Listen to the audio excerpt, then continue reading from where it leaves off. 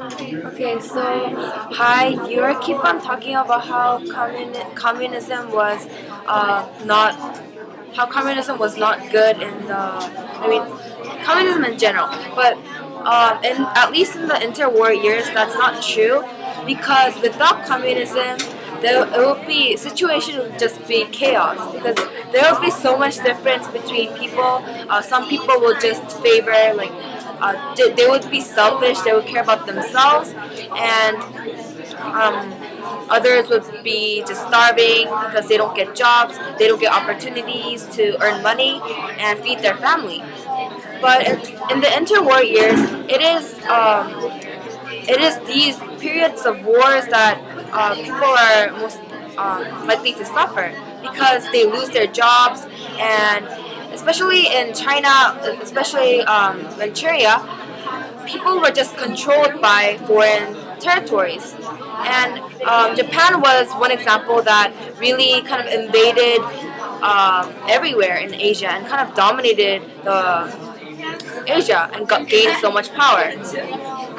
And it's this war. It is this war that really kind of brought devastating, damaging, and horrible effects to people's lives. And if communism did not take place in the interwar years, as I mentioned before, situation would worsen, and there would most likely be another revolution because communism.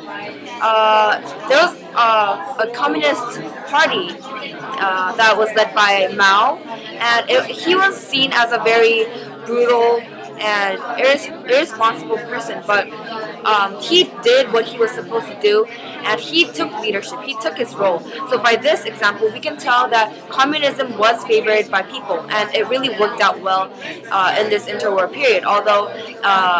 Although it might not, as you say, that it might not be favored in other events in history.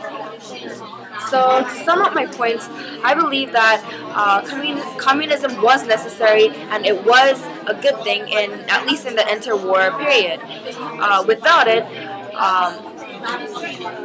we cannot imagine how worse it could get because people would just revolt. They would just protest the government, and it's really the situation would just not be imaginable.